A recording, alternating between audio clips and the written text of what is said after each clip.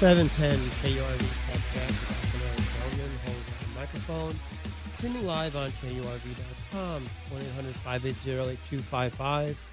1-800-580-TALK. We are here to educate.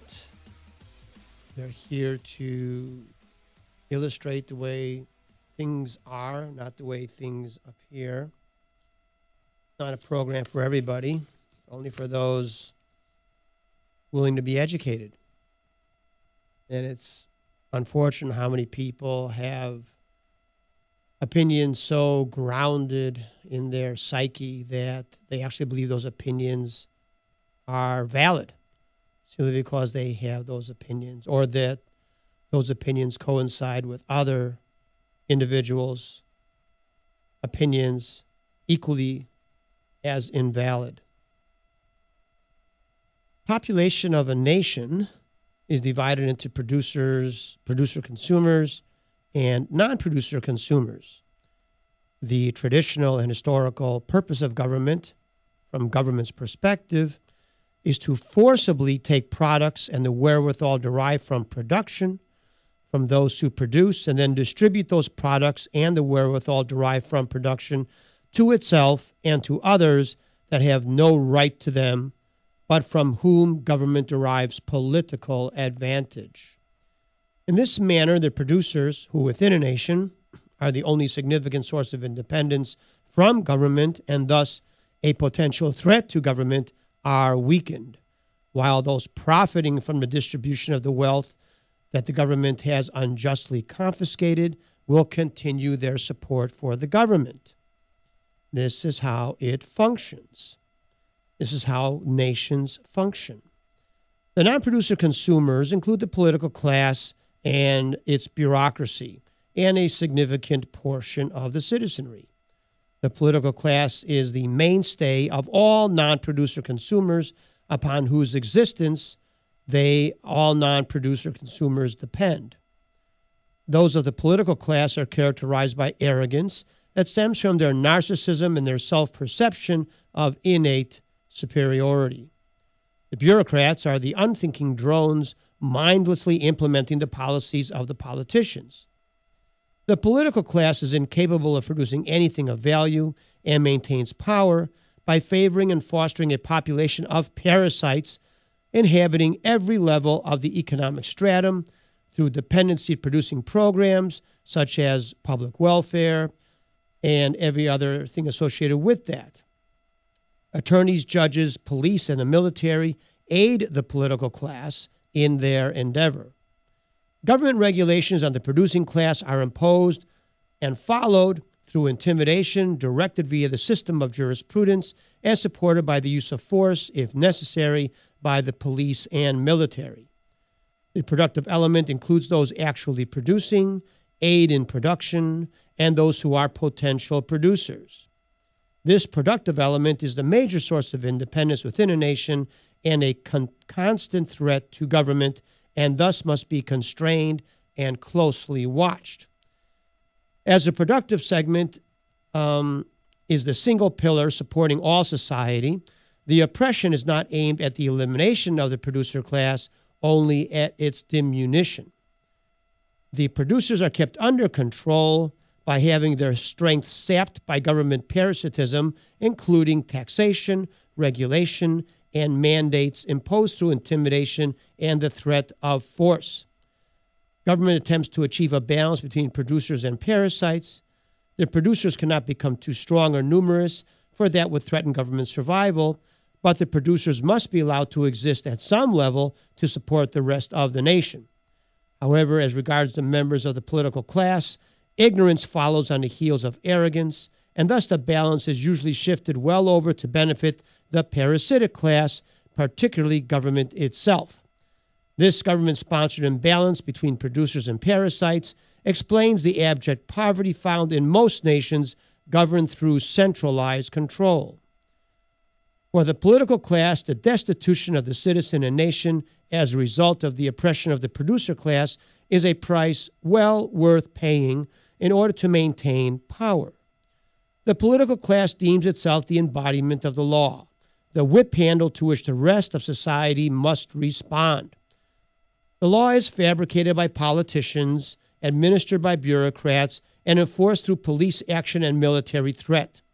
Those outside the political and bureaucratic class are subjugated by the arbitrarily contrived rules of an autocratic central authority. Government maintains power through a combination of methods. These include the bestowing of bribes, payments, and privileges. This methodology is complemented by an indoctrination process disseminating propaganda that proclaims government is necessary and benevolent, and through the use of intimidation and the application of force. The intent of government, as always, is self-enrichment and the retention of power. That, in a nutshell, is what government is and how societies function, at least to date. Even our very own society, which is a fascist dictatorship. I want to talk a little bit now about the Israeli-Palestinian conflict. The traditional story of the Palestinian-Israeli conflict is one which is widely disseminated, endlessly repeated, generally accepted, and a complete fabrication. Just as Hitler is to have said, if you tell a big enough lie and tell it frequently enough, it will be believed. The big lie of the Palestinian-Israeli conflict is the existence of Palestinians. The myth of the Palestinian-Israeli conflict goes as follows. After the events of World War II, where the murder of 6 million Jews, which occurred in the world and is referred to as the Holocaust, which transpired as the world either looked the other way or aided and abetted the slaughter, mankind, seeking to assuage a collective guilty conscience, established via the offices of the newly formed world organization, the United Nations, at the behest of the survivors of European Jewry, an artificially contrived Jewish state of Israel. This Jewish nation was ostensibly carved out in the midst of ancient Arab Muslim nations through the forcible and unjust taking of the land from an indigenous and guiltless population known as the Palestinian people. This absurd concoction is now accepted mythology, accepted as fact by the ignorant and the prejudiced, and disseminated by the useful dupes and fellow travelers in government, the media, and system of education, promoted by those motivated by virulent anti-Semitism. There is not now, nor has there ever been a Palestinian people, nor has there ever been a country called Palestine, nor a Palestinian language, government, any history or culture distinguishable from that of any other Arab nation. Palestinians are Arabs, and each Arab is identical to every other Arab in the Middle East and the rest of the world. In every existing country, the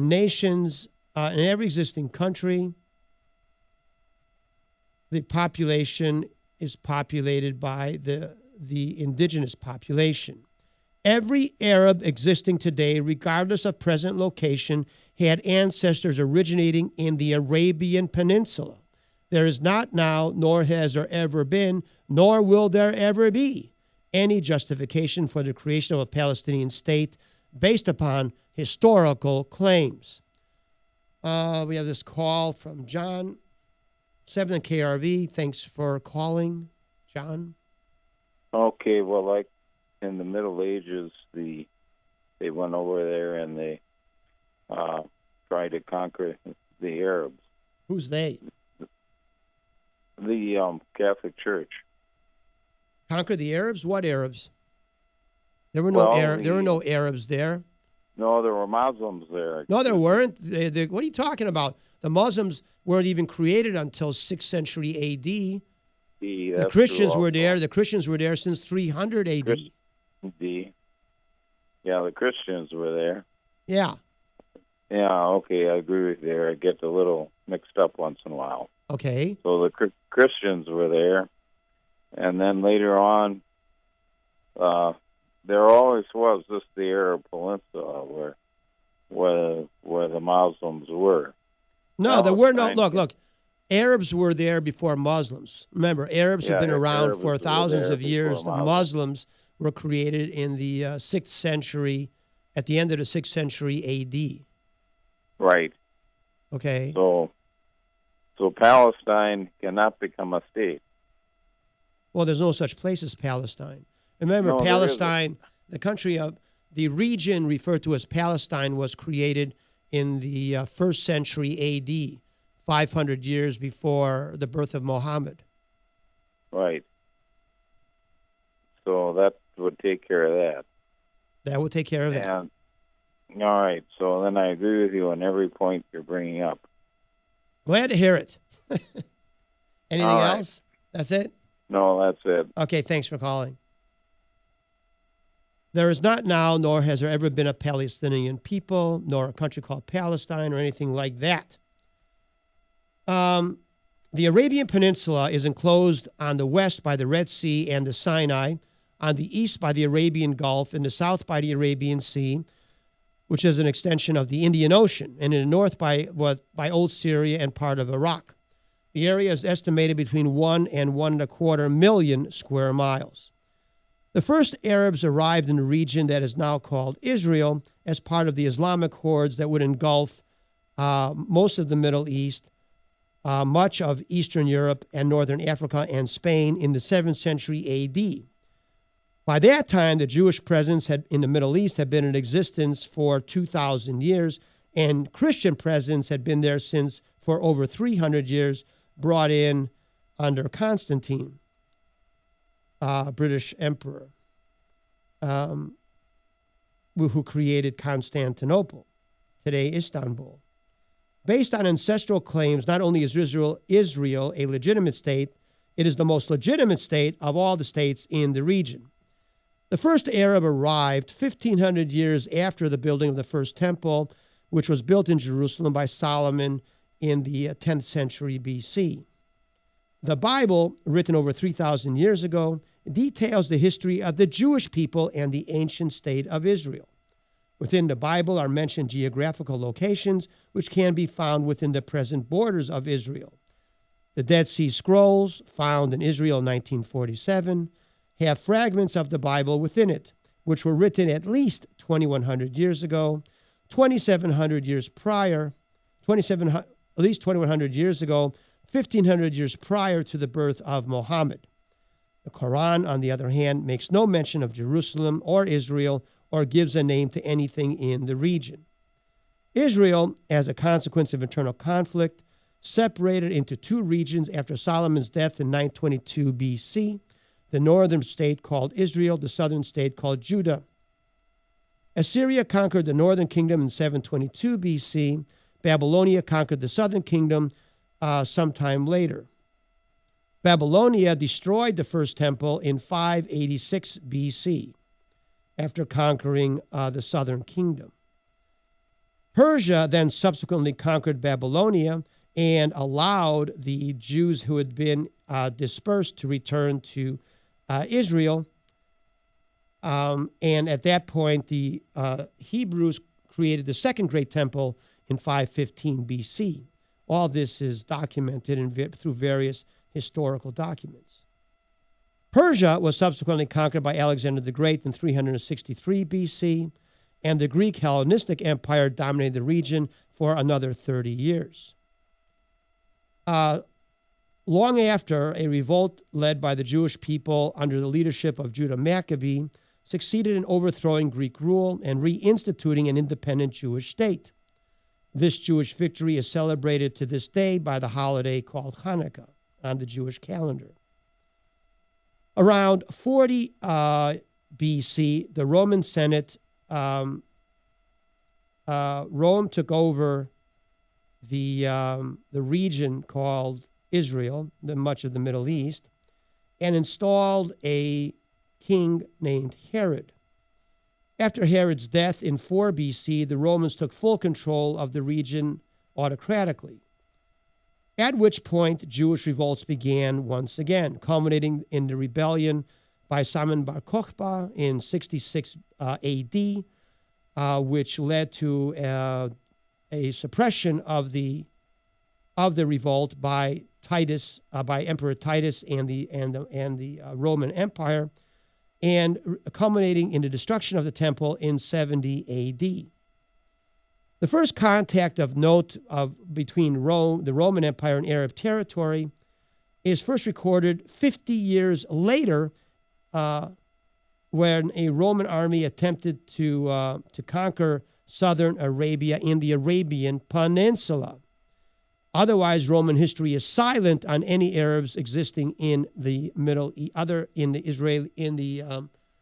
East itself, outside of the Arabian Peninsula. In 63 A.D., as stated, the Roman army destroyed the Second Temple, and this is commemorated in the Arch of Titus, which one can see in Rome today, in which is denoted the carrying away of the spoils from the temple, including illustrated is the menorah, the eight candlestick holder of the that was taken from the destroyed Second Temple. That Second Temple has a remnant of a single retaining wall, which today is called the Wailing Wall. In the year 330 A.D., the Roman Emperor Constantine created the eastern capital of the Roman Empire in the ancient city of Byzantium in the country that is now referred to as Turkey. The new Roman capital will become known as Constantinople, named after the emperor. The Christianity became legalized as the official religion of Rome in the year 313 A.D. The fall of the western capital, which was centered in Rome, in 410 B.C., resulted in Byzantium becoming the new center of the Roman Empire, which lasted over 1,000 years. All these events are part of recorded history. The term Palestine originated independently of any immigration of peoples, but was arbitrarily given not by Arabs, but by the Roman administration, which was merely in 70 A.D., which was merely a tactic used by the conquerors seeking to quell any further unrest. The name of the region was changed from Israel to Palestine, meaning the land of the Philistines, rubbing salt into the wounds of the Jewish population by naming their country after a long defeated and hated enemy, the Philistines. Therefore, Palestine is known as the land of the Philistines, not the land of the Arabs or of the Muslims. This was an artificially created region, did not reference any existing ethnic group or nationality.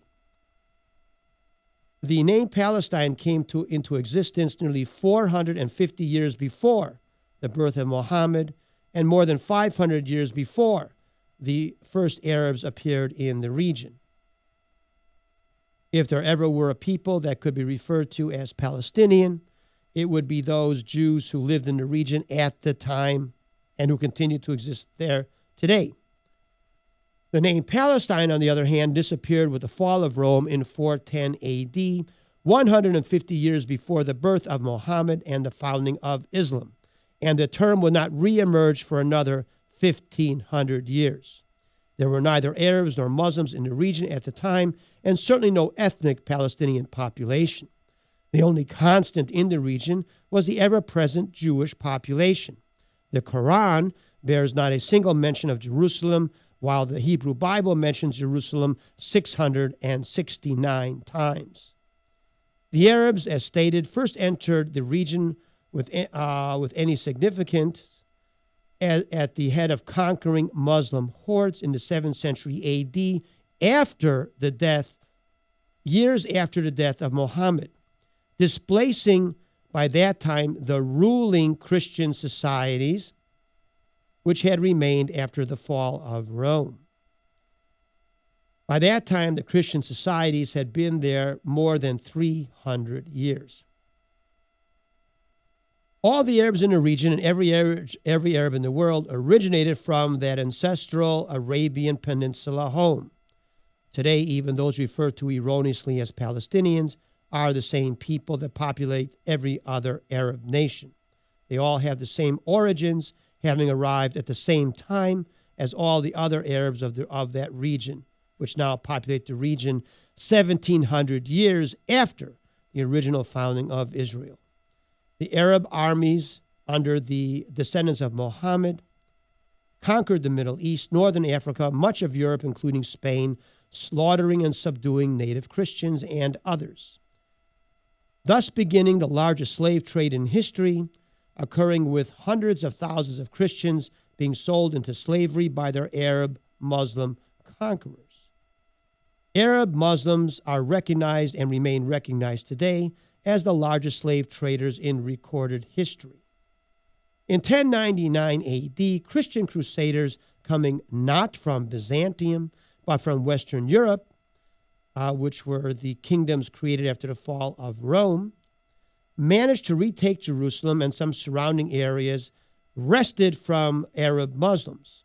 In 1187, however, Jerusalem fell once again to Arab Muslims, led by the Kurdish general Saladin.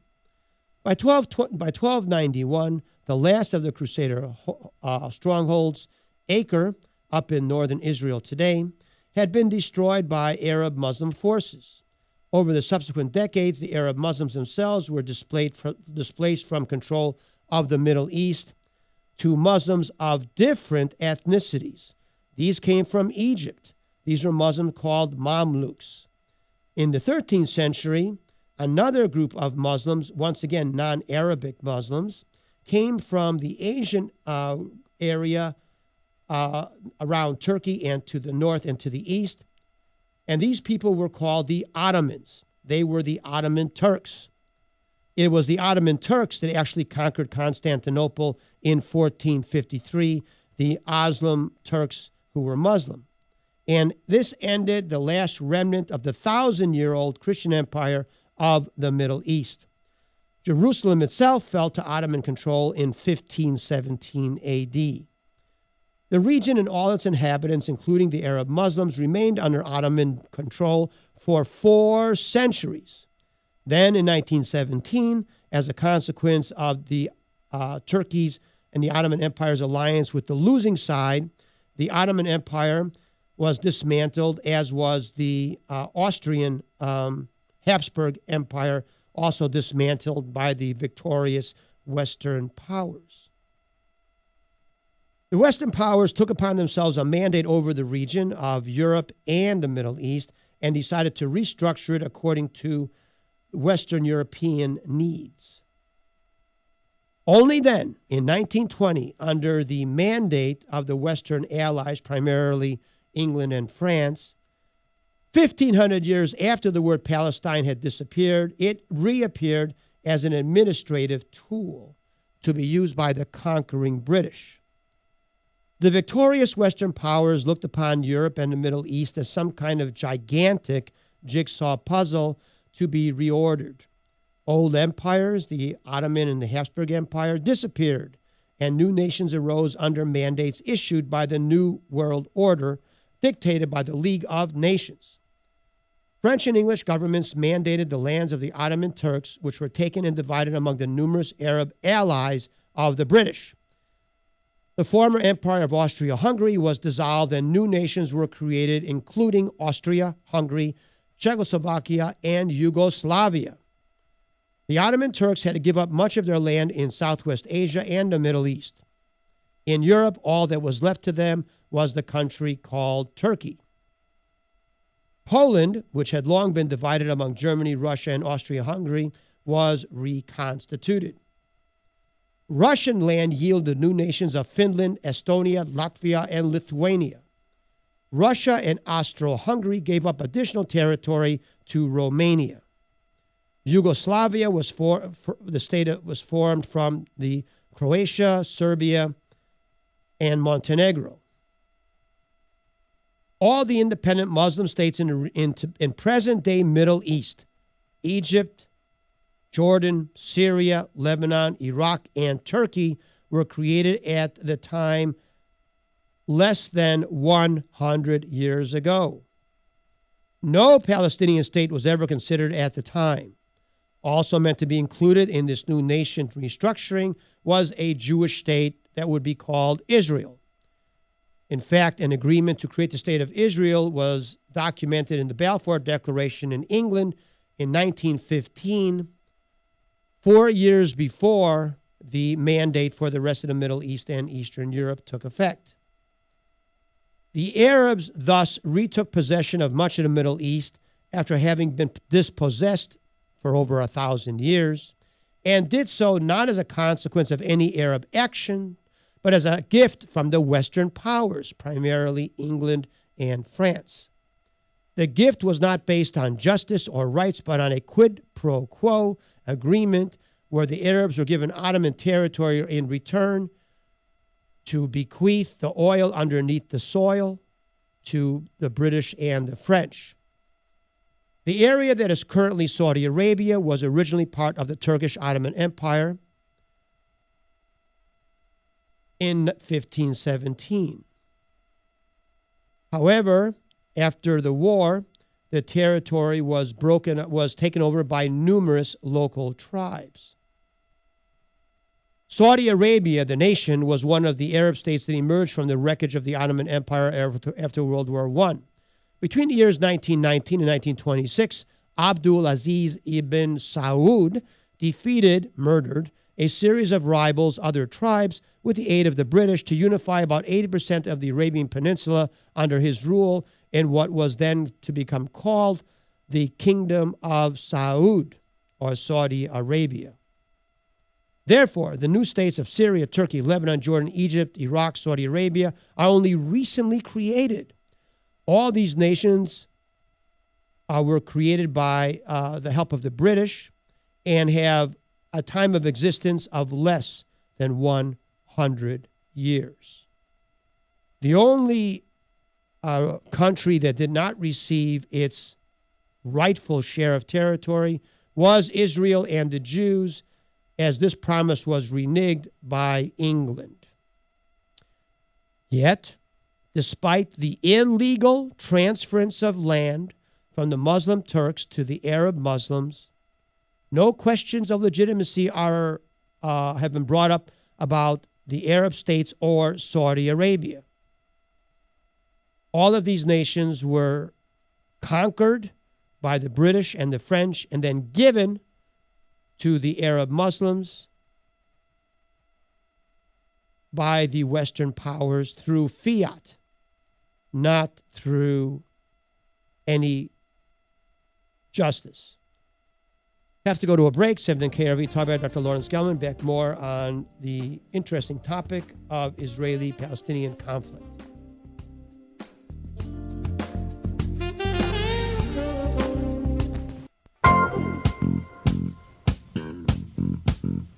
We're back, 7 KRV. We're talking about Arab-Israeli conflict and the truth of it, not the nonsense you often hear through these exalted stations. Therefore, all present-day Arab Muslim countries were created by British mandate less than 100 years ago. Yet, no questions arise concerning the legitimacy of these Arab states. Turkey, in 1919 to 1921, went about a favorite Muslim pastime, ethnic cleansing, by butchering millions of Christian Armenians and Greeks whose ancestors had predated the Turks by over 1,000 years. Yet no one questions the legitimacy of Turkey, a land populated and governed by Christians for 1,000 years before the arrival of the conquering Muslim Turks. In fact, all the present-day states populated by Muslims, whether Turkish or Arab, were taken by force from their indigenous Christian populations. But where is the demand that these truly stolen lands be returned to their previous owners? But, practically speaking, for today's Jews, all this history is pretty much irrelevant. Whether or not other peoples were deposed of lands inhabited, the pertinent history of Jews is that as a minority religion, they have been persecuted and murdered in all nations of the world. Therefore, a sanctuary for the Jewish people is required, as it is for many other minorities, including Basques and Kurds, for example. And this position is clearly stated by the great Zionist philosopher Vladimir Jabotinsky, who hit the nail on the head in his 1923 essay called The Wall of Iron. Within the essay is found a number of pertinent statements. This is what Jabotinsky said. There can be no voluntary agreement between ourselves, meaning the Jews, and the Palestinian Arabs. Not now, nor in the prospective future. I say this with such conviction, not because I want to hurt the moderate Zionists. I do not believe that they will be hurt, except for those who were born blind. They realized long ago that it is utterly impossible to obtain the voluntary consent of the Palestinian Arabs for converting what was then called Palestine from an Arab country into a country with a Jewish majority. Jabotinsky said, my readers have a general idea of the history of colonization in other countries. I suggest they consider all the precedents with which they are acquainted and see whether there is one solitary instance of any colonization being carried on with the consent of the native population. There is no such precedent. The native population, civilized or uncivilized, have always stubbornly resisted the colonists, irrespective of whether they were civilized or savage. And it made no difference whether the colonists behaved decently or not. The companions of Cortez and Pizarro, as some will remind us, our own ancestors, the Jewish ancestors, under Joshua, behaved like brigands. But the Pilgrim Fathers, the first real pioneers of North America, were people of the highest morality, who did not want to do harm to anyone, least of all the Red Indians.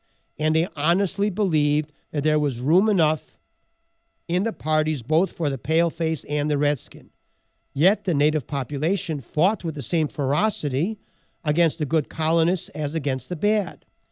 Every native population, civilized or not, regards its land as its national home, of which it is the sole master, and it wants to retain that mastery always. It will refuse to admit not only new masters, but even new partners or collaborators. Colonization can only have one aim, and Palestinian Arabs cannot accept this aim. It lies in the very nature of things, and in this particular regard, nature cannot be changed. This does not mean there cannot be any agreement with the Palestinian Arabs. What is impossible is a voluntary agreement. As long as the Arabs feel that there is the least hope of getting rid of us, meaning the Jews, they will refuse to give up this hope in return of either kind words or for bread and butter, because they are not rabble but a living people. And when a living people yields in matters of such vital character, it is only when there is no longer any hope of getting rid of the Jews, because they can make no breach in the iron wall. No, not till then will they drop their extremist leaders, whose watchword is never. And the leadership will pass to the moderate groups, who will approach us with a proposal that we should both agree to mutual concessions. Then we may expect them to discuss honestly practical questions, such as a guarantee against Arab displacement or equal rights for Arab citizens or Arab national integrity. And when that happens, I am convinced that we Jews will be found ready to give them satisfactory guarantees so that both peoples can live together in peace like good neighbors.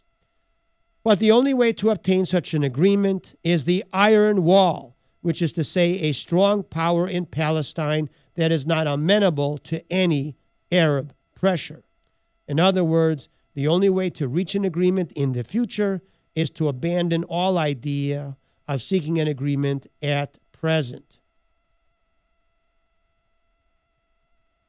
From 1920 to the present, the newly created Arab states functioned as independent nations, while the region's Jewish population remained disenfranchised.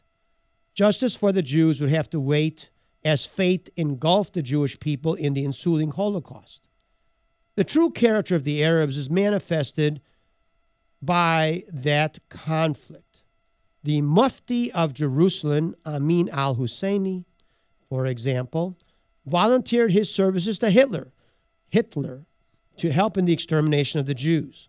He met with Hitler and other Nazis, offering the services of the Arabs to towards extermination of the Jewish people, not only in the Middle East, but anywhere else Hitler desired. Nazi alliance with the Arabs could have had nothing to do with territory, but with the mutual enmity of Arab and Nazis alike towards Jews. Hitler sent the Mufti to Croatia to create a division of Croat Muslims, whose mission it was to kill Jews in the Balkans. No conversations between the two dealt with the creation of an Arab-Palestinian state. None of this could have had anything to do with the creation of an Arab-Palestinian state, as there was no Israel at the time. All that was discussed was the best method to exterminate Jews. What had Croatia to do with the Middle East? Nothing. At the same time, there was no Palestinian-Israeli issue since there was no independent state of Israel. The Arabs were in control of the region under British. The Arabs were under essentially autonomous control under a British mandate. The hatred of Arab states towards Jews transcends geographical boundaries. It is a manifestation of Muslim hatred for Jews and, in fact, of all Muslims. Amin al-Husseini resided in Berlin for the duration of the war's duration. In 1945, the United Nations replaced the League of Nations, and all the mandates of the League of Nations were transferred to the United Nations in Section 80 of the UN Charter. The British mandate of 1918, which encompassed much of the Middle East, was included in that charter transfer. The term Palestine, a reference to ancient history, is a word meaningless to Arabs and Muslims, but re-entered the lexicon of diplomacy as an administrative tool independent of any existing people or ethnicity. There was no such thing as a Palestinian even as late as 1920. The territory referred to as Palestine was located on either side of the Jordan River and comprised about 65,000 square miles of territory. What many seem ignorant of today is that the region today called Jordan constitutes 76% of the territory which in 1920 was referred to as Palestine. Why are there no demands that Jordan also be considered land to become part of a Palestinian state? It was from this region that a Jewish and Palestinian state, a state for Arabs of the region that were living in the region referred to as Palestine, were to become established by 1948, the conclusion of the mandate. Remember, there's no independent state of Palestine at the time. However, Britain in 1946, realizing the mandate was rapidly coming to an end and desiring to solidify its position in the Arab world, illegally transferred the land east of the Jordan River, which constituted 77% of Transjordan, to his political ally, King Abdullah of the Arab Hashemite tribe. Ignoring the League of Nations mandate, Britain's illegitimate action left only the remaining 23% of the land west of the Jordan River to be divided into an Arab and Jewish state consisting of the indigenous populations in that region.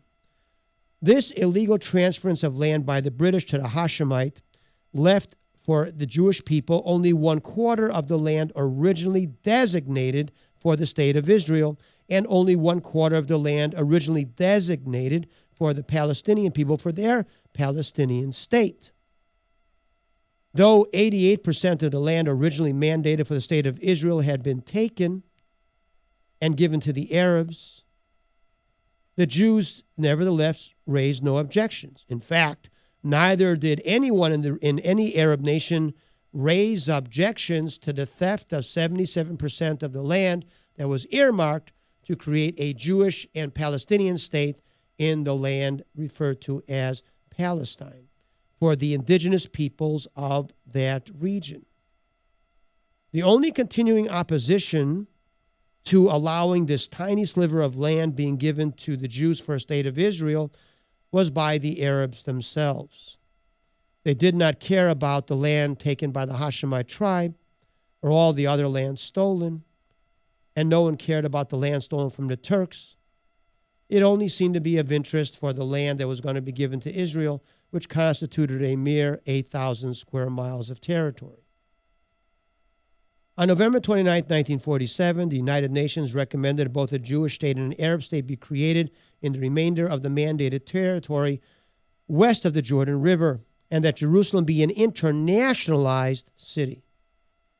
Even though this restructuring of the division of land between Arabs and Jews was dramatically favorable to the Arabs and punitive to the Zionist Jews, the Jews nevertheless accepted the proposal. The Arabs rejected it, though 88% of the territory was to fall into Arab lands, as did 100% of the rest of Muslim Turk territory, Arab territory, fall into the hands of the Arabs.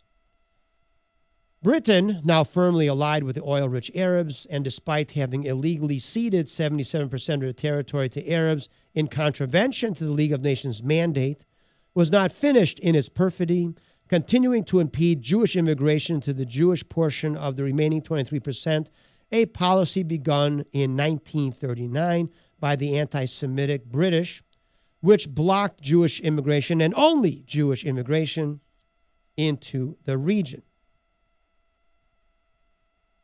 The British did not place any restrictions on immigration into the region by Arabs or any other peoples.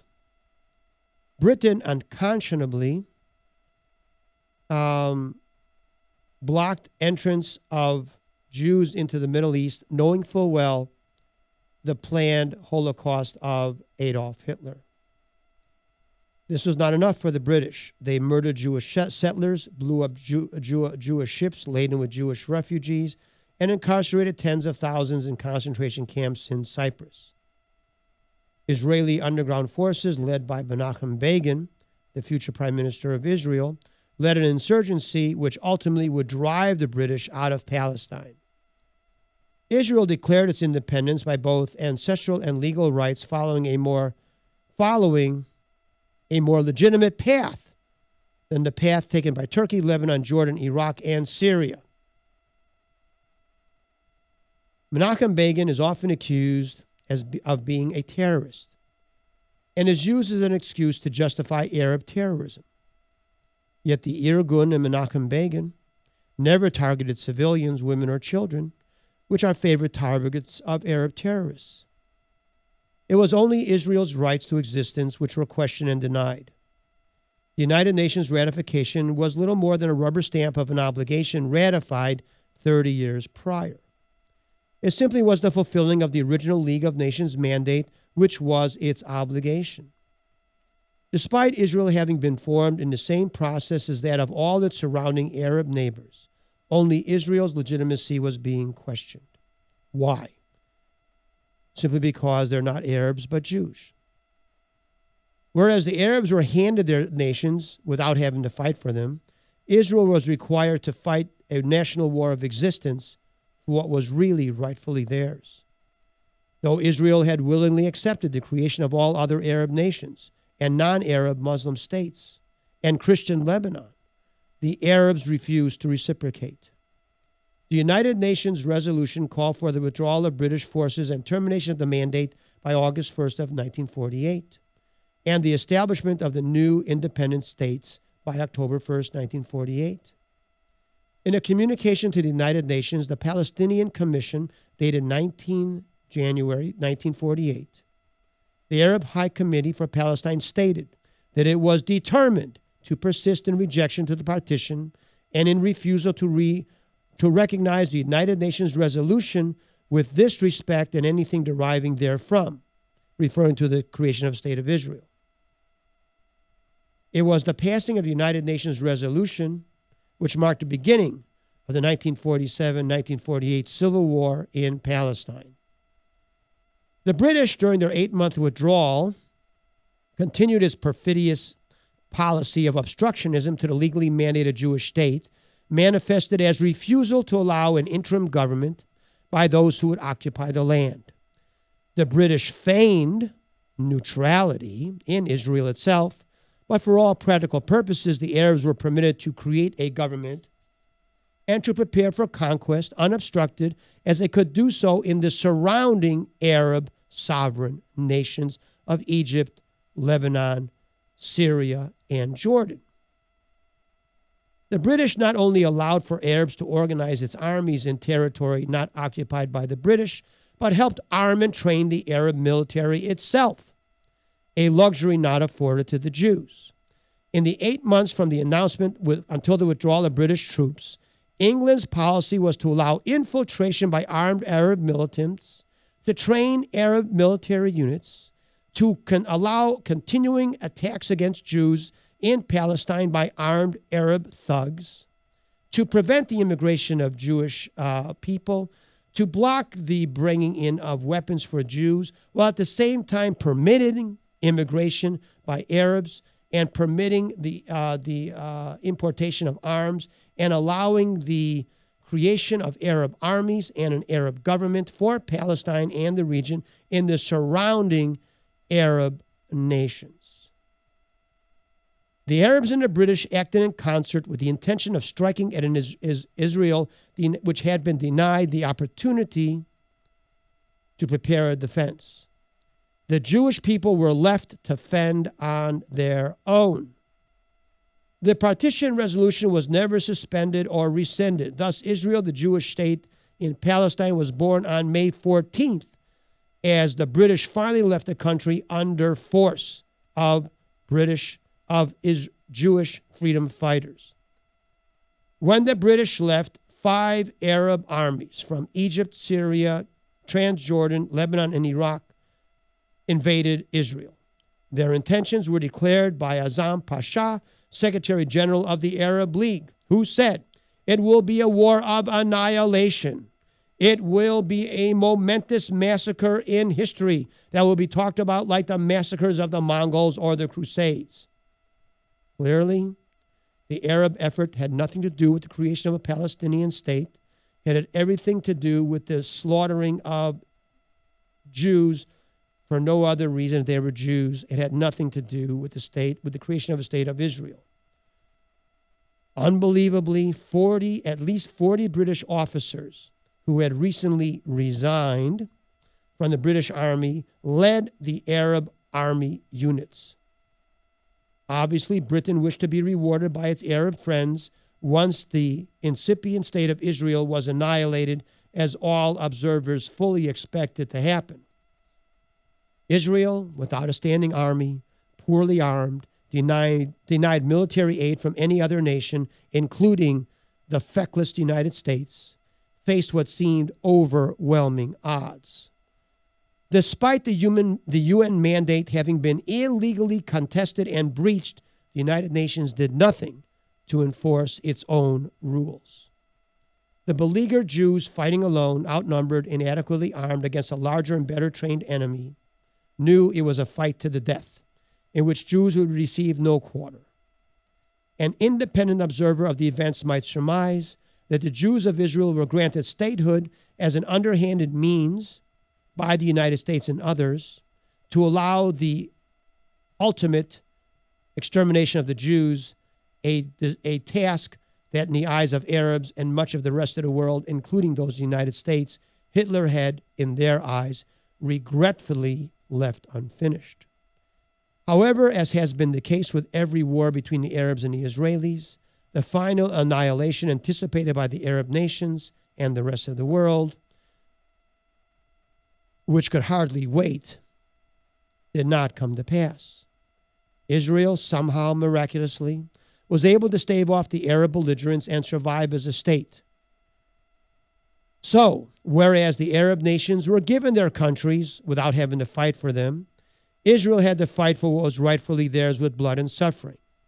The Arabs who came to the region hundreds of years after it was populated by Jews and Christians now have their land considered legitimate, while the rightful country of Israel is considered illegitimate. Such is the perfidy of the diplomatic mind. Despite an enormous toll, the tiny Jewish state prevailed. Ultimately, the land of Israel was not awarded to the Jewish people by the United Nations as a gift, which occurred with the Arabs and the Turks, but was reconquered through the use of force by the Jewish people from those who had themselves taken possession of the region through wars of conquest 1,300 years previously. A reconquest happened similar to that which had ousted the final vestige of Moorish occupation in Spain in the year 1492 after 800 years of Moorish occupation. Yet who now asks for Spain to revert to the Muslims? That is, of course, except for the Muslims themselves.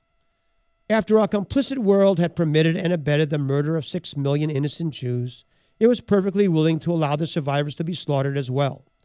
The state of Israel was formed from land legally and rightfully Jewish.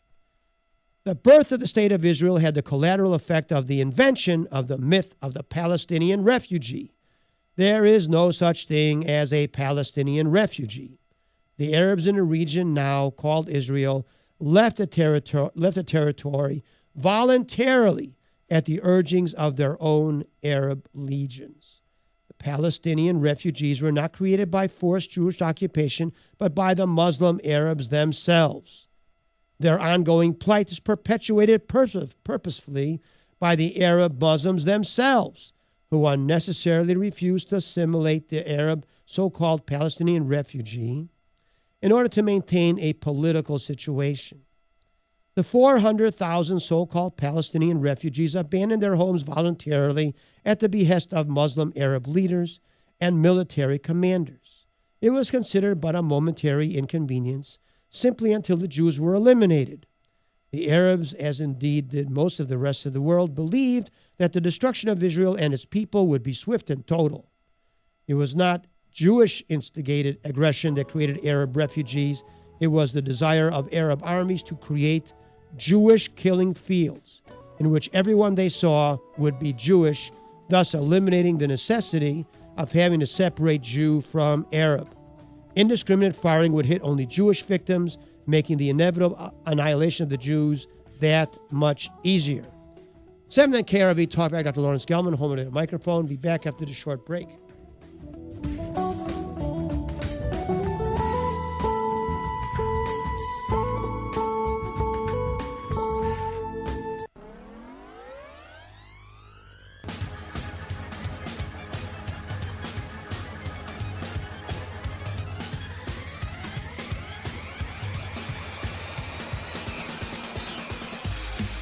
We're back, 7 at KRV, streaming live on KURV.com, 1-800-580-8255, 1-800-580-TALK. We are discussing, I'm going to bring it back up here, the Palestinian-Israeli situation and all the myths associated with it. As we said, the myth of the Palestinian refugee was created by the Arabs themselves as a political tool these days, but it was ordered by the Arab legions in order to segregate out the Jews from the Arabs, so that the only people left in the region would be Jews, making them easier to target and to kill. The Arab generals wished to remove all obstacles between the Jews and Arab bullets. They felt themselves justified in their prediction of the outcome, as indeed it was the same opinion held by the rest of the world. Ironically, these so-called refugees did not fall under democratic Israeli control, but were under control of the Arabs themselves and resided in Arab-controlled West Bank and Gaza. The Palestinian refugee issue was created not by the Jews in the formation of Israel, but by the Arabs themselves, who discriminated against their Arab brothers in a cynical, politically motivated maneuver to cast blame upon Israel for the refugee situation, a situation created exclusively by the Arabs themselves.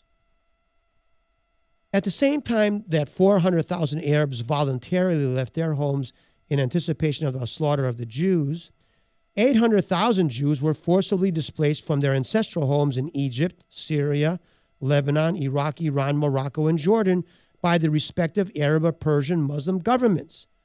But where are the Jewish refugee camps? There are none, because the Jewish state assimilated its brothers, while the Arab states isolated its brothers, because Arabs, unlike Jews, distinguish among Arab tribes and hate each other almost as much as they hate the Jews themselves. The Hashemites of Jordan were loath to admit any more of the Palestinian tribe, as 70% of the population already living in Jordan belonged to the Palestinian tribe.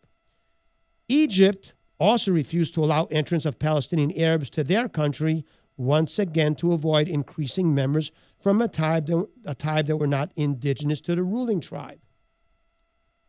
Well, let's take a look at the population shifts of Jews from Arab nations. In 1948, there were 5,000 Jews in Lebanon. Now there are none. In Syria, there were 30,000 Jews in Syria. Now there are none. In Libya, there were 38,000 Jews. Now there are none. In Yemen, there were 55,000 Jews. Now there are none. In Egypt, there were 75,000 Jews in 1948. Now there are none. In Iraq, there were 135,000 Jews. Now there are none. And in Morocco, in Algeria, there were 140,000 Jews. Now there are none. In Morocco, there were 265,000 Jews. Now there are about 6,000. Therefore, between 1948 and 2001, nearly 900,000 Jews were displaced forcibly by their Muslim governments, more than double the number of so-called Palestinians that were displaced. But where are the Jewish refugee camps? It is not just the Jews who have suffered under the Arab Muslims, but all other religious minorities in the Middle East as well. What has happened to the Christians of the Middle East and of Lebanon? What is happening to the Coptic Christians of Egypt? What has happened to the Christians of Iraq now that they're under Muslim rule? Where are the Christians of Afghanistan? Where are the Christians in all the other nations of the world that are run by Muslims? There aren't any. Where are the Christians of Saudi Arabia? Israel was able to assimilate a far greater number of dispossessed into a far smaller territory than were the Arabs. After the 1948 armistice, an uneasy peace ensued with Muslim-Arab belligerents continuing on a daily basis through guerrilla assaults, usually upon unarmed men and women, and targeting specifically residential neighborhoods, hospitals, and schools. The aggression had nothing to do with any Palestinian state because the West Bank and the Gaza Strip were under Arab Muslim control. In the 1960s, Gamal Nasser, Prime Minister of Egypt, in attempting to recreate a pan-Arabic empire, sought to use the mutual Arab enmity of the Jews to unite the various fractious Arab nations into a single cause. By 1967, Jordan and Syria, along with Egypt, had agreed to launch a simultaneous strike against Israel. The United Nations peacekeepers abandoned their posts as soon as they saw the threat arise. Thank you, United Nations. However, Israel surprised Egypt, Jordan, and Syria with preemptive strikes, and despite being vastly outnumbered, Israel was able to defeat the combined forces of 3 Arab armies, supplied and trained by the Soviets, in a matter of 6 days. Israel was not resupplied by anybody, including the feckless and untrustworthy United States. By the 6th day of the 1967 Six-Day War, a shocked world, having until then stood idly by, anticipating the annihilation of the Jews, raised hue and cry to defend the Arab aggressor nations against Israeli defense.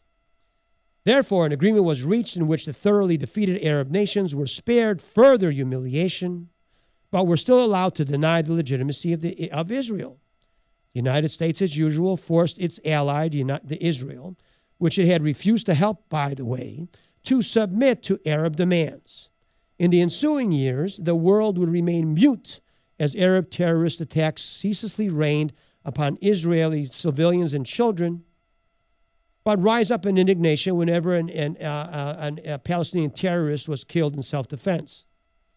Meanwhile, in Jordan in 1970, a Palestinian uprising was crushed by the Hashemite regime, with tens of thousands of Palestinians killed. At that time, the West Bank and the Gaza Strip did come under Israeli control, but not for reasons of conquest and expansion, but as a means of increasing a buffer zone between Israel and its belligerent and hostile, barbarous Arab neighbors. It was then, and only then, that a clamor began for the creation of a Palestinian state, not based on any justice, but as a political tool.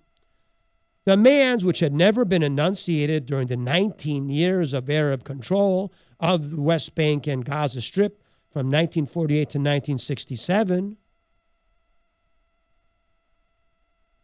never had been enunciated, but now it was the demand.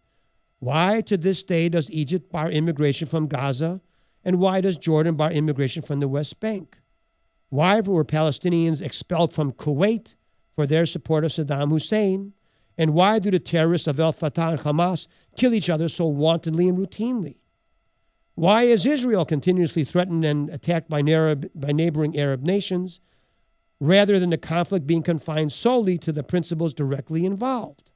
Why do Muslims target Jews in other countries of the world, if it is in fact an Israeli-Palestinian land issue and not sectarian strife? The issue is not that Israel is an intruder state, for it is no more an intruder state than the states of Syria, Jordan, Egypt, or any of the others, but because it was a Jewish state and is a Jewish state. It is hatred of Jews, not concern for Palestinian, that drives the conflict. Al-Fatah, considered the military wing of the movement to create a Palestinian state, was founded in 1964, 3 years before Gaza and the West Bank were even occupied by Israel. The sole purpose of al-Fatah, then as today, was the annihilation of Jews and the obliteration of Israel, not because it is an intruder state, but because it is a Jewish state. Hamas, Hezbollah, and al-Fatah were created specifically to destroy Israel and kill Jews, and not to create a Palestinian state. In 1973, the Arabs once again attempted another assault against a non-aggressor Jewish state, Israel. One must try to imagine a society such as that of the Muslim Arabs, whose sole reason for existence is to murder Jews and other non-Muslims, whose every waking breath, every thought, aspiration, desire, and goal of life is to murder non-Muslims. The Arabs by then had been fully rearmed by their Soviet allies and felt confident that this time they would prevail. Though Israeli military leaders warned the political leadership that the vast military buildup of Egypt and Syria on the border was in preparation for an inevitable strike, feckless and useless Prime Minister Golda Meir and her stupid Chief of Staff Moshe Dayan, following in the footsteps of the other Jewish leaders in Poland and Hungary who previously had led their people into the gas chambers, offering no resistance, took a position of better not to annoy the enemy by daring to defend oneself. They refused, the Israeli leadership, political leadership refused, not only a preemptive strike, but prevented a general mobilization of reserves. Israel's false friends in the United States, led by President Nixon and Secretary of State Henry Kissinger, actually threatened Israel with a cutting off of aid if they should take an overt defensive posture. Israel foreign policy was being dictated by Richard Nixon and Henry Kissinger. Israel political leaders, like most stupid leaders who are political, believing their own press after the great victory in 1967, felt they could risk permitting the Arabs to initiate an assault, confident that it would be easily repulsed, thereby proving once and for all to the world which side was the true belligerent, as if proving to the world made any difference, as if the world had done anything to lift a finger to stop the slaughter of 6 million Jews a mere 35 years before.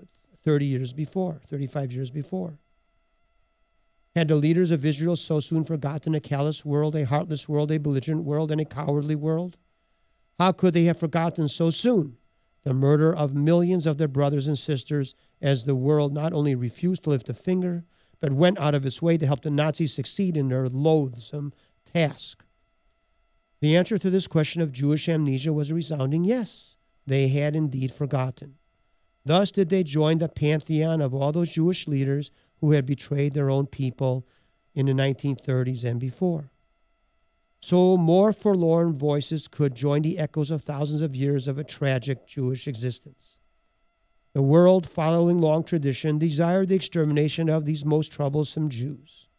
The Egyptians and Syrian armies, supported by their Soviet allies, launched the attack in October of 1973 on the holiest Jewish day of the year, Yom Kippur. The effectiveness of the attack launched by Egypt and Syria surprised the unprepared Israeli army. In the early stages of the assault, the Arabs made great gains, easily crossing the Suez Canal and advancing on the Golan Heights. Calls for ceasefire by the beleaguered Israel nation were ignored as the Arabs advanced and made significant inroads. The Arab armies were well equipped and continuously resupplied by the greatest Soviet shipment of armaments in their entire history. 65,000 tons of munitions went to Arab armies. The United States' response was nil. Israel managed through incredible valor, sacrifice, and verve to turn the tide, and the Israeli Defense Forces successfully beat back the Arab armies, launching a counterattack, and were on the road to Damascus and Cairo in the process, surrounding the entire Egyptian Third Army with the ability to annihilate it in short order. It was then and only then that the world, including the United States, swung into action, now that it was the Arabs who were faced with imminent annihilation and no longer the Jews. An immediate ceasefire was demanded, and Israel, in one of its numerous inept political decisions, agreed to do so without asking for any concessions from their Arab barbarous neighbors. 2 weeks after the war ended, the first shipments of arms already bought and paid for arrived from the United States into Israel. The cost of Israeli leadership stupidity was 2,500 Israeli soldiers killed, 4 times the number killed in the Six-Day War, and 10,000 injured permanently. Moshe Dayan and Golda Meir sacrificed as many scapegoats as they could in order to salvage their miserable political careers, including the blameless and heroic military chief and hero, David al-Azhar, who alone kept his head during the conflagration and who was thus sacked by the scapegoating Golda Meir and Moshe Dayan. The humiliation and injustice killed David al-Azhar when he suffered a heart attack at the age of 53. In spite of such maneuvering, the sins of Golda Meir and Moshe Dayan were simply too great, and they were driven from their positions of power by a justifiably enraged Jewish population. The success of Golda Meir's historical rehabilitation can be attributed to the political and historical ignorance of the average American Jew. After their 1973 defeat, the Palestinians began to immigrate into Lebanon at the invitation of the Lebanese people for so-called humanitarian concerns. The Lebanese had naively accepted the false claims of a suffering Palestinian refugee population at the hands of the Israelis and allowed an invasion of thousands of belligerents. The Lebanese would soon pay for their foolhardy gestures most dearly. Lebanon, until that time, was a prosperous nation dominated by Christian Arabs referred to as the Maronites. Its capital, Beirut, was referred to as the Paris of the Middle East. Once the Palestinians and their leader, Yasser Arafat, nephew of the infamous Nazi ally, the Mufti of Jerusalem, Amin al-Husseini, Arafat, Egyptian-born, East German KGB-trained terrorist, had amassed sufficient population density to subvert Lebanese society and launch a catastrophic civil war in an attempt to overthrow their Lebanese benefactors. Arafat, aided by the imperial designs of Syria, whose hypocrisy over the lost sovereignty over the Golan Heights was on full display as they moved to conquer the free and independent state of Lebanon. A brutal civil war ensued with the destruction of previously peaceful Lebanon, now converted to a war zone. In 1892, Israel liberated Lebanon and drove out the imperial forces of Syria and exiled the terrorist group al-Fatah and its loathsome leader Yasser Arafat to Tunisia. Lebanon experienced a brief rebirth as the Western world sent peacekeepers, and Lebanon elected the great Maronite Christian leader Bashir Gamayal. The Lebanese spring was cut short as the Syrians assassinated Gamayal, a habit the Syrians would repeat various times, even to this day. towards all Lebanese leaders seeking independence. The feckless Western powers abandoned Lebanon, leaving Israel alone in fighting terrorists, another habit of the Western world. The Western world then, in gross act of political ineptitude, invited Syria to retake Lebanon in the name of stability, funded Muslim terrorism in the name of humanitarian aid, and incredibly, under the useless Bill Clinton, invited Yasser Arafat back from Tunisia in the name of peace. What a manifestation of incompetence and stupidity. The true nature of Muslims everywhere follows this pattern. Where they are in the small minority, they conceal their intolerance in true murderous, imperialist designs, playing a waiting game. When they become a significant minority, they incite turmoil and dissent, commit terrorism and indiscriminate murder. Once they gain political control, they kill and subjugate all non-Muslims and create Muslim dictatorships, intolerant of any other religion or viewpoint, and institute the laws of the Dark Ages. Muslims live in peace under only two conditions: where they are too few to act, or when they are in complete control and subjugate the rest of the population. This axiom of Muslim behavior, directly related to demographics, is their history since their inception under Mohammed and continues to this very day unchanged.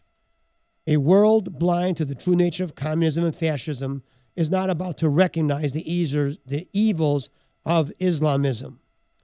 Islam is indistinguishable from Nazism or communism, brutal, intolerant, authoritarian regimes bent on world domination, utilizing violence when able to, but resorting to diplomatic chicanery otherwise against the ignorant and arrogant Western diplomats, much in the same manner that Nazis and communists were able to fool and manipulate the over-educated effete diplomats of the West.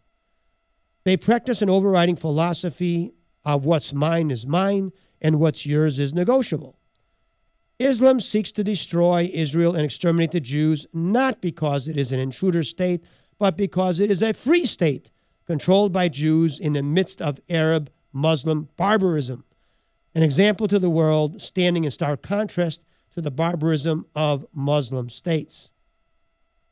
And so the region remains in the present tumultuous state as much a consequence of incompetent foreign policy of Western Europe, and even more so the United States, as it is to Islamic imperialist design. A new Muslim tactic has arisen, however. As the Arab Muslims are incapable of defeating Israel militarily, they lashed upon the concept of destroying Israel through diplomatic means, instituting a strategy of land for peace. Actually, this strategy was not innovative as it at first might seem, as the Muslims are simply mimicking Hitler's tactics used in the 1930s, which had proven so successful. The communist Soviet Union and communist China also took advantage of the stupidity of Western diplomats to enslave millions. Why not use the same techniques against Israel? Multiple plans, usually created by the feckless United States, such as the Camp David Agreement, the Oslo Accords, the Wye River Agreement, the withdrawal from South Lebanon and Gaza, and other concessions, all followed the same underlying pattern. Israel would forfeit lands in return for a temporary peace, shortly to be breached at the convenience of the Arabs. In fact, the Arab plan was for Israel to forfeit land as a precondition to forfeiting more land. Since we are on the topic of land, let's look at the land distribution a little bit. We have already shown that the Palestinian Arabs' refugee situation was a fabrication of the Arab nations. The land situation will also be shown as a fabrication. Egypt land area. Egypt land area is 386,000 square miles. Jordan land area, 35,000 square miles. Syria land area, 71,000 square miles. Saudi Arabia square area, 756,000 square miles. Iran area, 636,000 square miles. Iraq land area, 168,000 square miles. Israel land area, 8,000 square miles. The lands immediately bordering Israel, which were created by the League of Nations mandate, which had dismembered lands taken forcibly from the Turks, adds up to nearly 500,000 square miles. Total Muslim-controlled territory in the Middle East is over 2 million square miles. Compare this huge amount of territory under Arab and Muslim control to the 8,000 square miles that make up the land of Israel. The population density of Arab lands is 200 people per square mile. In Israel, the population is 800 people per square mile. Any way one wishes to view the situation, the Arabs have vast territory, and that territory is underpopulated. Israel occupies hardly more than a sliver of territory. Now let's take a look at Jerusalem. In Jerusalem, in 1948, there were 65,000 inhabitants. In 1967, 250,000, and today there are 750,000 inhabitants, of which 250,000 are Arabs. There are more Arabs inhabitants in Jerusalem today than there's ever been in history. Israel has 1 million Arabs, had 1 million Arabs in the country in 1967, and there are 1.5 million Arabs in Israel today, excluding the West Bank and Gaza Strip.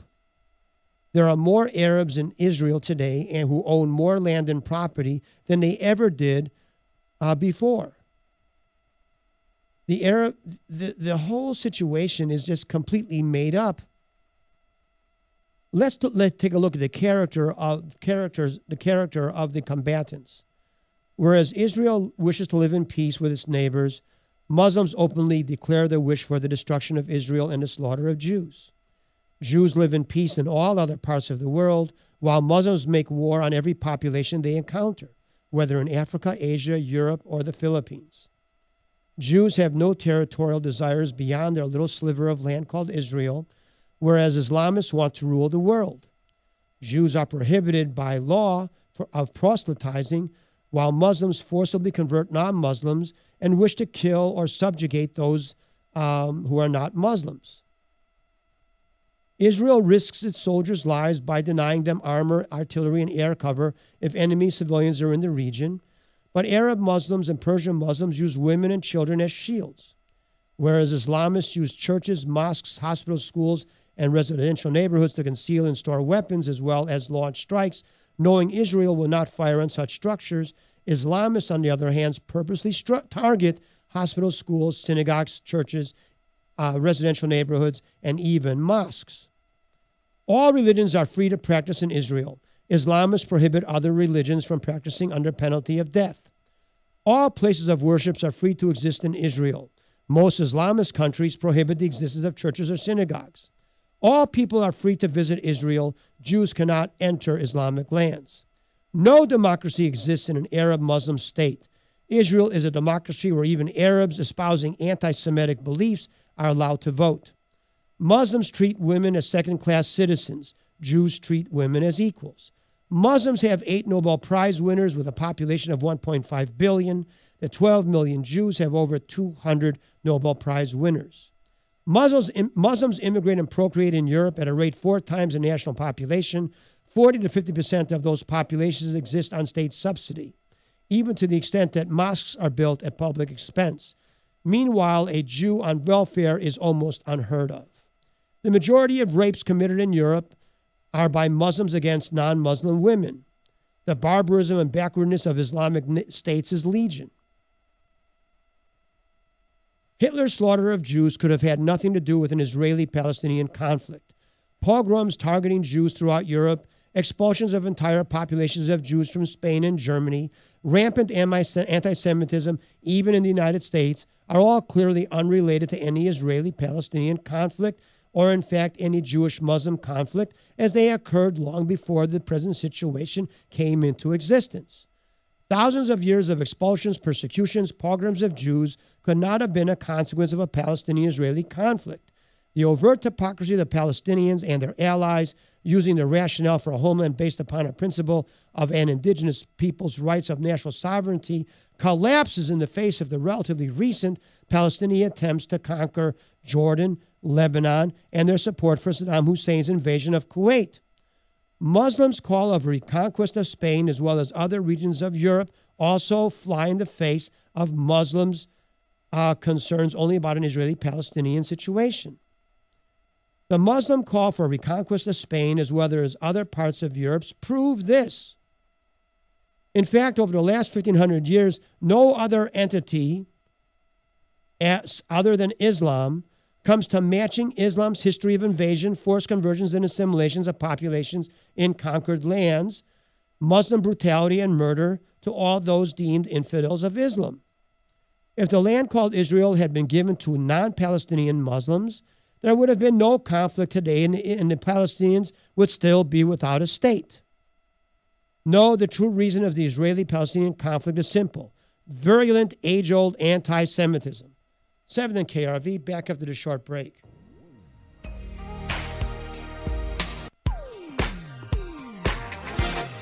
We're back. We're talking about the Palestinian-Israeli conflict. This is 7th and KURV.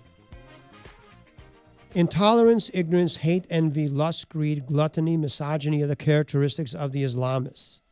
That is why not only Israeli Jews are attacked, but Jews the world over. That is why not only Jews are attacked, but non-Muslims as well. This violence directed against Jews occurs in every country with a significant Muslim minority. That is why no peace agreement between Israel and the Arab states will ever work, because the source of the antagonism is not addressed. Arab-Muslim hatred of Jews. Unfortunately, mass slaughter of the innocent by the guilty is not uncommon in the history of the world. Already we've mentioned the slaughter of the Greeks and Armenians by the Turkish Muslims. But what of the slaughter of Russian peasants by Stalinists, by the Chinese, by the Japanese, and subsequently the Maoist Chinese? What about the Kurds of Iraq and Turkey, and the Tutsis of Rwanda? What did these mass slaughters have to do with the Israeli-Palestinian conflict? Why the slaughter of Coptic Christians in Egypt, Christians in Nigeria and the Sudan, and Christians of Iraq by Muslims? Is this violence against non-Jews a consequence of Palestinian-Israeli conflict, or further evidence of the barbaric intolerance of Muslims? What of those of the Baha'i religion hanged in Iran, or the destruction of Buddhist monuments 1,000 years old in Afghanistan by the Muslim Taliban? It's not just the Jew that is attacked for simply being who he or she is. There are such things as malevolent forces.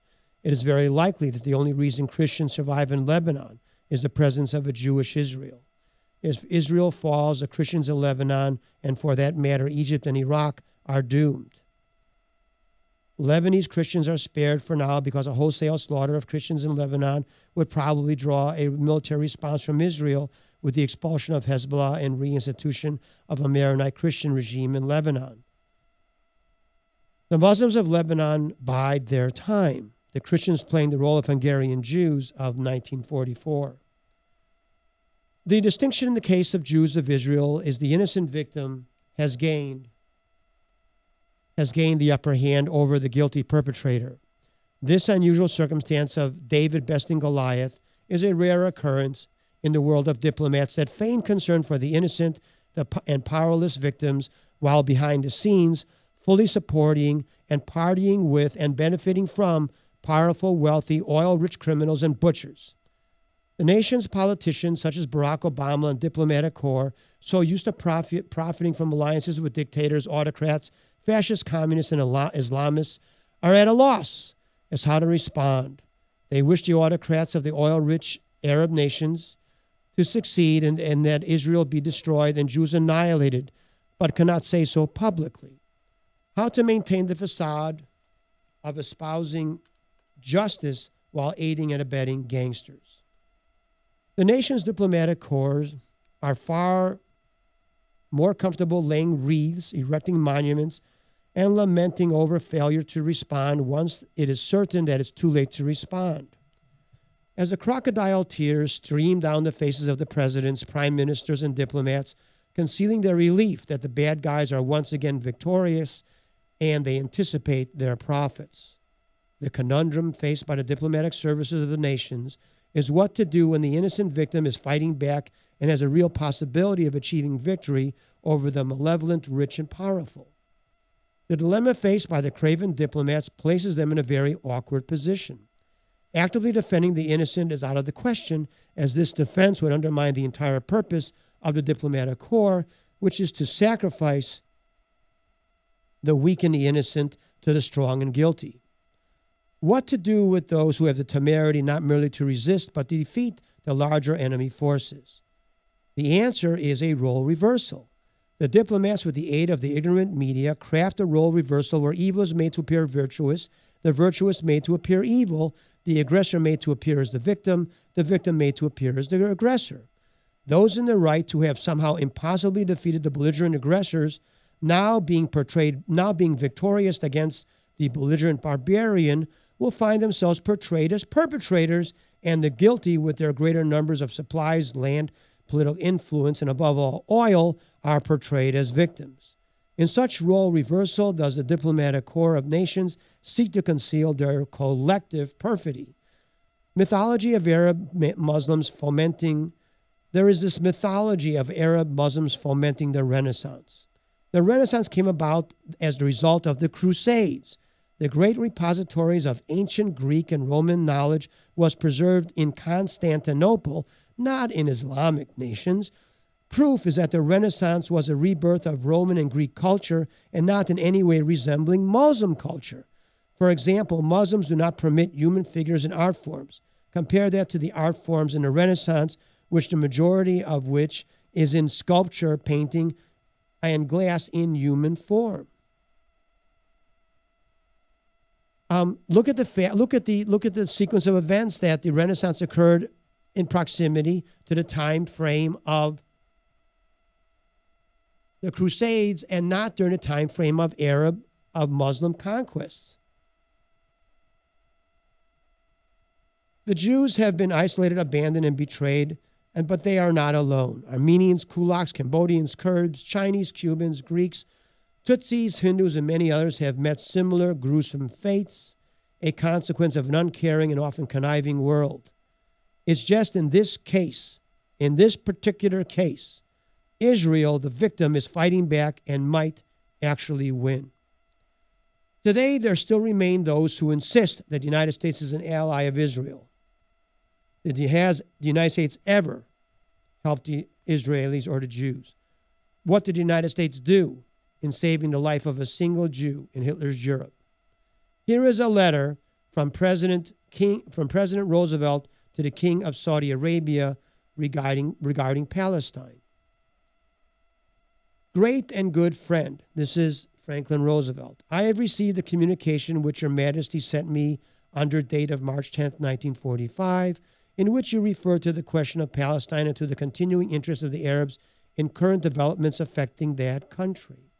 I am gratified that Your Majesty took this occasion to bring your views on this question to my attention, as I have given the most careful attention to the statements which you make in your letter. I am also mindful of the memorable conversation which we had not so long ago, and in the course of which I had opportunity to obtain so vivid an impression of Your Majesty's sentiments on this question. Your Majesty will recall that on previous occasions I communicated to you the attitude of the American government towards Palestine and made clear our desire that no decision be taken with respect to the basic situation in that country without full consultation with both Arabs and Jews. Your Majesty will also doubtless recall that during our recent conversation I assured you that I would take no action in my capacity as chief of the executive branch of this government which might prove hostile to the Arab people. It gives me great pleasure to renew to Your Majesty the assurances which you have previously received regarding the attitude of my government and my own as chief executive with regard to the question of Palestine, and to inform you that the policy of the government in this subject is unchanged. Refugees arriving in ships and even children would be denied entrance into the United States prior to and subsequent to the Holocaust. There is Franklin Roosevelt's response and support of the maintenance of the region of Palestine as an Arab Muslim region. Anti-Semitism is a long inbred character trait of the personnel of the State Department then and to this day. As we have noted, the United States is the worst enemy of Israel and the best friend of the Arab Muslims. Why? Because too many Jews believe the United States is a friend, a very dangerous concept for Israel. If not for the United States, the Shah's descendants would be ruling Iran instead of the Muslim fundamentalists.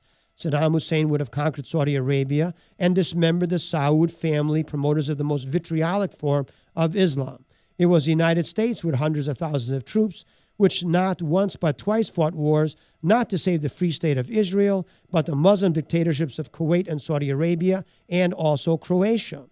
The United States foreign policy has resulted in the decimation and exile of Christians in the new Muslim state of Iraq, which under Saddam Hussein was a secular state friendly to Christians. The United States has abetted the imposition of intolerant Islamic rule in Pakistan and Afghanistan. The United States has done so also in Egypt and Syria and in Libya. The United States slaughtered tens of thousands of Christian Serbs to spare a militarily defeated Muslim Bosnia. Bosnians and Croat Muslims had supported the Nazis in World War II, as had the Palestinians and all the Arabs for that matter. After the Christian Serbs were bound into submission, the Muslim Croats and Bosnians destroyed hundreds of Christian Russian Orthodox churches. The United States has given billions of dollars to Egypt, Hamas, Hezbollah, and al-Fatah. The United States brought back Yasser Arafat and the PLO from exile and made an international hero out of Arafat. The United States is the biggest supporter of the anti-Semitic dominated United Nations. The United States, more than any other nation by far, has forced upon Israel the forfeiture of territory, the prohibiting of self-defense, the arming of Israel's enemies. This despite all of Israel's concessions and sacrifice of life, there is not a single piece of evidence that Israel has received any tangible benefit. The United States has sold out Israel at every turn. Even the World Trade Center attack was due to the United States' invasion of Iraq and Kuwait in order to save Saudi Arabia, which so incensed Osama bin Laden and the Islamists for having infidel troops in Saudi Arabia, home of Mecca and Medina, the two most revered Islamic sites. Not so coincidentally, the Saudis have given hundreds of millions of dollars to Bill Clinton, George Bush, and Barack Obama. The concept of the self-hating Jew. This is a diagnosis describing those Jews harboring anti-Israeli sentiments, believed a psychological malady, a consequence of a subconscious guilt complex for the so-called suffering of the so-called Palestinian people at the hands of the Jews of Israel. In fact, the actions of the self-hating Jew are conscious and purposeful and long predate the Palestinian-Israeli conflict. It is the latest manifestation of the Jewish councils of Poland and Hungary who collaborated with the Nazis for personal gain, and those Jews in the Jewish Council in Israel who collaborated with the anti-Semitic British in the 30s and 40s, also for personal gain. A collaboration which acquiesced to blocking Jewish immigration and even to the extent of betraying Israeli Jewish patriots to the British. Patriots such as Menachem Begin and Avram Stern, who was captured after betrayal and summarily murdered by British agents while handcuffed. Menachem Begin himself was almost murdered by Ben-Gurion at the behest of the British. The concept of Holocaust denial also denies its true target. Holocaust denial is irrelevant in an Ahmadinejad or his ilk. Denial of a Holocaust in the past pales in significance to potential of a future Holocaust. Just as the Holocaust of the 20th century could not have occurred if it were not for the cowardice, corruption, ineptitude, and complicit behavior of Jewish political leadership, it is the cowardice, corruption, ineptitude, and complicit behavior of Jewish leaders today, and in fact much of the Jewish population today, which may result in a future Holocaust. Denial of the true causes of the Holocaust, the failure to respond to rising anti-Semitism, the failure to recognize the world's leaders are corrupt and anti-Semitic, the willingness to place the fate of Jews and Israel into the hands of the United States politicians and other reprobates will result in the next slaughter of Jews. Israel and its people is delusional if it believes that creation of a Palestinian state will bring peace, or that any other of its concessions, whether it is the giving of the Gaza and West Bank or southern Lebanon back to the Islamic barbarians, will bring peace. The only peace the Arabs seek is the peace that Hitler sought. However, by continuing to sacrifice land for peace, this fruitless endeavor will eventually end in the destruction of Israel. Israel must realize the importance of the state of Israel, and that can be understood easily if one considers the stark difference it would have meant for the Jews of Europe if the state of Israel had been created as promised in 1920 instead of 1947. Then there never would have occurred a Holocaust, and only Israel's survival will prevent another Holocaust from occurring, because the world loves killing Jews and other minorities. Israel was not created by the world as restitution for past wrongs committed against Jews, but was created by Jews themselves and Jews alone to prevent future wrongs and holocausts. It is time that the leadership of Israel came to realize the true reason the state of Israel exists and why it must continue to do so. Jews believed they were part of Spanish society until they were summarily expelled. They felt they were part of German society until they were summarily gassed. They felt they were part of Polish society until they were summarily annihilated. 3 million Jews in Poland annihilated in 4 years. The Jews felt themselves a part of Hungarian society until 600,000 were annihilated in 59 days. The Israeli-Palestinian situation is presented as a land issue is but a ruse by Arabs and others, concealing their true motive to achieve their ultimate goals, which is identical to that of Hitler's, the extermination of the Jews. Israel is not a member nation, but an outcast nation, and Israel should be thankful that the world reminds it of that situation. Israel is never meant and not meant to live in peace, for it cannot. It has been complacency, which is the greatest enemy of the Jews and Israel. It has been complacency, which has resulted in the Holocaust and the slaughter of Jews throughout the world and throughout history. Israel is meant to be a warrior nation. That is what is meant by being a chosen state, a chosen people. Israel is meant to be a warrior nation in an uncaring and feckless world. It is only this attitude which shall prevent a future Holocaust, a Holocaust, friends, already planned. Israel must revoke the voting rights of Arabs in Israel, for the Arabs are the fifth column in Israel. Israel must abandon its relationship with the United States because the United States is a false friend of Israel and a supporter of Israel's enemies. Israel must eliminate the Jewish councils of Kadima and the labor parties. Israel must push all the Arabs out of the West Bank into Jordan and Gaza into Egypt and retake the Sinai and annex all of that territory. It must break its alliance with the United States and abandon its misplaced desire to enter the world community and remain forever an outcast unless it wants to be destroyed yet again.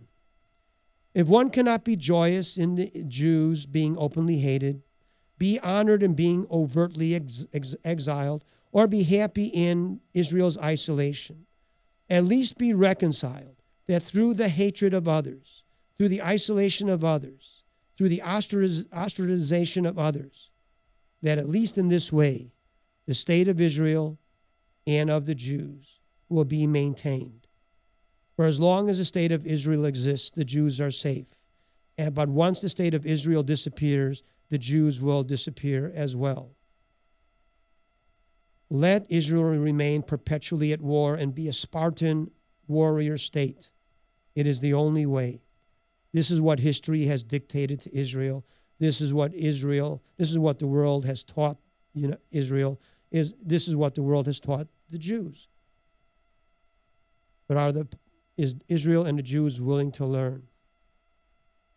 If they will learn, at least then, in one place of the world, there will be sanctuary, in a place where the last breath a Jew breathes is one of freedom and not one of the gas chamber. Such is the truth of the Arab-Israeli situation. Here we have in this country the anti-Semitic and anti-Israel Barack Obama being supported by over 70% of the Jews. What is one to make of this? Well, it is no different than the Jews that supported the Hungarian government that turned them over to the Nazis. The Jews that believed that they were safe in Germany before they were annihilated. The Jews who believed themselves part of Poland.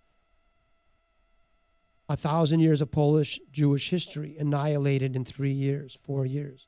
And the murder of 3 million innocent men, women, and children living in Poland, believing they were part of that society. The Jews of Spain, who believed themselves part of Spanish society for 200 years, expelled overnight in 1492. The Jews, like most minorities in the world, live a precarious existence. And unfortunately for the Kurds, the Basques, and others, they have no homeland. And the Christians of the Sudan have no homeland. And the Christians of Iraq have no homeland. But the Jews of Israel have a homeland, and it is a rare thing and something worth fighting for. But a politician is a politician, feckless and weak, arrogant and stupid. Netanyahu, no different than any of his predecessors. Barack Obama, no different than all the rest. Politicians are evil and self-serving, cannot be trusted. They have a psychology of narcissism, and upon narcissism, upon the heels of narcissism, we follow ignorance and barbarism. The politicians of the world are barbarians, and they lead their people to slaughter. The politicians in the world were not slaughtering their own people, are slaughtering peoples of the other world solely to preserve government. Government is evil, at times a necessary evil, but government only is meant to exist to provide a mechanism of national defense. But the national defense the government usually provides is the national defense that protects government against the nation.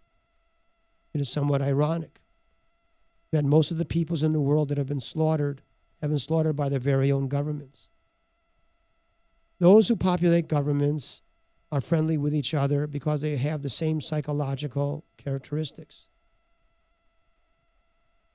They are gluttonous and greedy. They are filled with pride. They manifest sloth, and they demonstrate envy and jealousy. All governments and all politicians are evil, and we must not forget that. And when you want the politicians and the government to dictate how the nation should run, then the nation will run as a slave camp. Some people prefer to be slaves. They remain slaves because they feel comfortable with the minimal level of sustenance and security that being a slave provides, as long as the slave continues to work for the master. And in the United States, as long as we slaves continue to work for our masters, then we are allowed to live and function. But you cross the line, and the government will deal with you very harshly. Do we live in a free nation? Well, don't pay your taxes. Don't pay your sales tax. Don't pay your property tax. And see if you live in a free nation. You think we live in a free nation? Then take some cocaine or marijuana, and let's see if you live in a free nation. In every dictatorship, most of the people live unscathed by the government as long as they remain within the confines of the restrictions of the government. The people in dictatorial regimes, whether it's Soviet Union or Russia or Cuba, they are not overtly harmed by the government as long as they conform to government restraints. They cross what the government, or they do something the government doesn't allow, and the government puts a stop to it. Is this country any different? Of course not. We do not live in a free nation. We live in a fascist tyranny. The fact that we are blind to it is the way most people are blind to all their misery. People can adapt to misery very well. The Middle Ages are a perfect example. The people in the Middle Ages did not consider themselves living in a particularly poor manner. They accepted the way they lived as the best way that could be lived, just as people do so today. We look back upon those in the Middle Ages and we perceive their lives as being miserable. They did not perceive it that way because that was the way of all life. I imagine that so that the people who live in countries that we perceive them to be miserable, well, they do not perceive their lives as miserable except in relation to the lives of others. And that is why those lives are concealed by their governments. But if people really were at their wits' end and really felt that there was nothing to lose, then there would be revolution. And where is the revolution in Castro's Cuba? And where is the revolution in these other in the states of Africa? Where are those revolutions if the people feel at wits' end? But they don't, because they cling to what they're given to by the government, and they're afraid they might lose it if the government should go away. What are these hand signals? What are these hand signals? Time to wrap it up. Well, good, because I happen to be finished. What a coincidence. Anyway, the government is evil. 710 KRV, Talkback, Dr. Lawrence Gelman. I'll be back next week. Thanks for listening.